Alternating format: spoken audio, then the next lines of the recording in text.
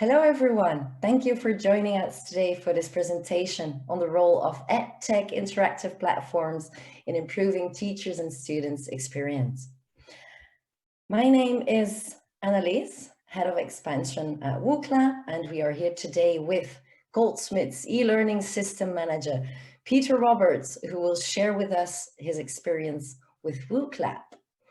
But of course, for those who don't know Wooclap just yet, Wooclap is an interactive platform that encourages participation with interactive questions that teachers can ask their questions to the students and see the results in real time. And of course, it improves both the teachers' and students' experience by increasing students' engagement and thus their learning. But hey, I will say no more and let Peter tell you all about his experience with the tool. Please, Pete, go ahead. Hi, as Annelies said, I work in TeLiC. That's the Teaching and Learning Innovation Centre at Goldsmiths, just down the road from here in South London. And we work with staff to help them use technology effectively to support learning and teaching.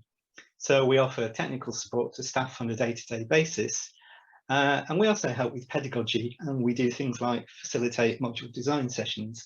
So we try to talk about designing learning activities rather than focusing on specific tools. So it's kind of pedagogy first. Goldsmiths has 20 academic departments across a range of subjects, and I probably should get this correct, so I'll read it. That's arts, humanities, social sciences, cultural studies, computing, law, teaching, social work, and business management. Many of these are creative and kind of practical hands-on subjects, and they used to rely heavily on face-to-face teaching, such as art, music, or theatre and performance. So there wasn't much technology involved, and as a result, the switch to online for these was kind of even more challenging. And then with COVID, we suddenly found ourselves very busy in TeLiC, and it seemed people wanted to talk to us about tools. I've been working in learning tech now for just over 10 years, and it's interesting to reflect on what's changed in that time and how the last year has really kind of shone a light on the changes and what's now possible. For example, students with mobile devices, kind of mobile phone type thing, these can play a part in their learning, and in some cases, even replacing existing college hardware. For example, audience response systems. So back in 2011, when I joined Goldsmiths, there was an audience response system kit languishing in a cupboard that could be used in live lectures. It was a special laptop, some receivers, and lots of clickers, numeric keypad things, this kind of thing. And the idea was it would let students vote in real time. Well, that was the idea. It was actually a bit of a logistical nightmare. You needed to sign the kit out, you needed to take 2 heavy suitcases to the room, you needed to plug it all in, hand out the clickers to the students, and half the batteries wouldn't work, and they'd forget to hand them in at the end, and so on. And often by the time you had it working, there wouldn't be that much time left for the actual lecture. I believe some institutions got around this. I think it was UCL who fixed the units into the theatres and bolted the clickers to the desks, but we couldn't actually do that. So staff were kind of put off by it, and sadly it was eventually abandoned. So that's probably why Goldsmiths was a little slow to get a more up-to-date version, because once bitten, twice shy.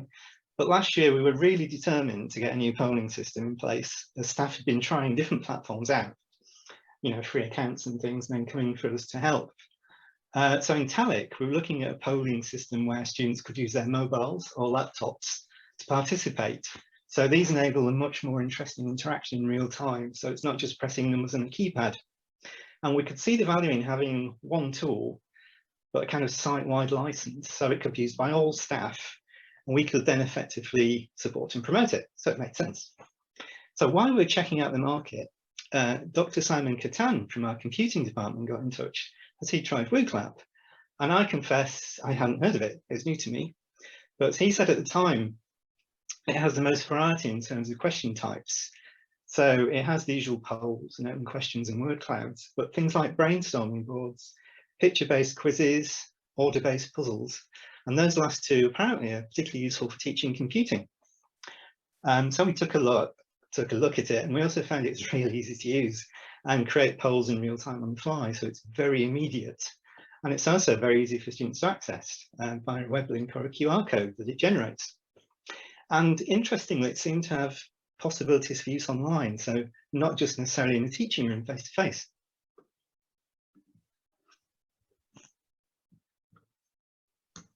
And in TeLiC, we liked the fact that Wooclap offered a kind of an across-the-board site license. So there was no need to juggle limited licenses between staff members. And potentially, students could create accounts in their own polls, which we thought could be interesting. So we went for a free trial for the autumn term. Wooclap were great. They were in our first training session. And feedback from staff was really positive. So I've actually got, hopefully on the slides, a couple of real Wooclap polls from our teaching sessions. And both of these are from Dan McQuillan, who's a lecturer in social and creative computing. First is a word cloud. Word clouds are always popular with students, particularly like this one. It was a what do you think of Facebook kind of thing. And also here's a brainstorm example. This is a really nice format, I think, for asking questions. And I particularly like this example. It's students actually said what they thought of AI, but in these particular categories. So I think these are quite nice. The other thing that happened over the summer at Goldsmiths was that we decided to try out Teams for live teaching sessions. And it became clear that Wooclap and Teams together are really quite a good combination. Wooclap helps to address some of the issues that we found with Teams meetings. So I don't know if you've ever tried to do a live teaching session in Teams, but you know that the text chat can get quite overwhelming. And using Wooclap, it's actually easier. Students can vote at questions, for example, or we can use the I'm confused option. And if you need to present PowerPoint slides in a Teams meeting, we find it's actually easier to upload your slides into Wooclap and then present them by sharing your Wooclap screen. And this means you can insert polls, questions, and quizzes as well seamlessly between the slides. And it makes running those live sessions less stressful, more engaging, and much easier. And likewise, if you use breakout rooms in Teams, it isn't easy necessarily for the students to share something when they return to the main room. So our staff have been trying out Wooclap for that. So students in a breakout room can kind of summarize their discussions using an open question Wooclap. And it's a bit like a virtual whiteboard sort of thing you might do with Padlet, but you can do it with Wooclap. So when they come back into the main room, they can see whatever everyone else has put in. In TeLiC, we use Wooclap a lot. We run online workshops for staff and daily drop-ins from home these days as it happens. And we use Wooclap all the time within Teams meetings. It just makes things easier. And talking about students creating polls, some of our lecturers are now getting students to devise their own polls. For example, we have a course where students need to present slide presentations with a Q&A element as part of their assessment. And in the past, this would have been in a teaching room, this would have been face-to-face, they'd have done the presentation, and the people around the room would have asked questions. But obviously, it has to be done remotely now. So the students will be using Wooclap to create presentations and running the presentations, and there'll be inbuilt polls and questions, so the classmates can sort of interact. So that should be interesting. And it's not just real time. We've found interesting asynchronous uses, particularly around anonymous things. Because in TeLiC, we're often asked if we can create anonymous forums in the VLE for students to ask questions. Now, our VLE is based on Moodle, and the answer has always been, no, we can't do that. We don't have that functionality. However, Wooclap can be used for this. So students can ask questions anonymously and asynchronously, and they can see each other's questions and, of course, vote them up. One lecturer has found it's really useful as a means to get the more reticent and reluctant students to contribute to the discussion if they didn't want to talk on Teams, which apparently happens quite often. And we've even used the anonymous approach for a staff survey. So we asked staff how their autumn term had been, and we used a participant-based questionnaire. What had worked, what would they do differently? And this was quite interesting because, again, they could vote up existing comments. It was a bit of an experiment, but it worked quite well.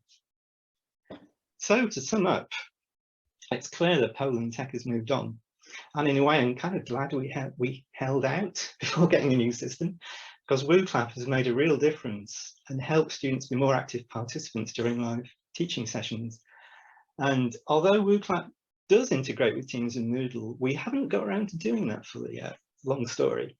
But because you can simply log in to Wooclap with Azure AD and it creates your account, it hasn't really mattered yet. So we will get around to those other integrations, but we're quite happy where we are so far. And when I last checked, we have around about 1,000 registered accounts, so it's definitely being used. And we have a couple of staff comments. Students enjoyed using Wooclap and found it inclusive. And again, I think it was Dan McQuillan said it's been a definite asset this term. I've used it a lot, and the quick interactivity would have been harder without it. Everyone said that it's so quick and immediate. You know, you can just think, oh, I want to ask this question. You can just do it like that. So that's our experience of Wooclap. Thank you. All right. Well, thank you so much, Peter, for your presentation. It's an amazing point of view to see, and thank you everyone for attending this presentation. We do hope that you really enjoyed it. And of course, if you're interested in knowing more about Wooclap, or if you have any questions, do not hesitate to reach out to us and feel free to pose your questions. Thank you so much.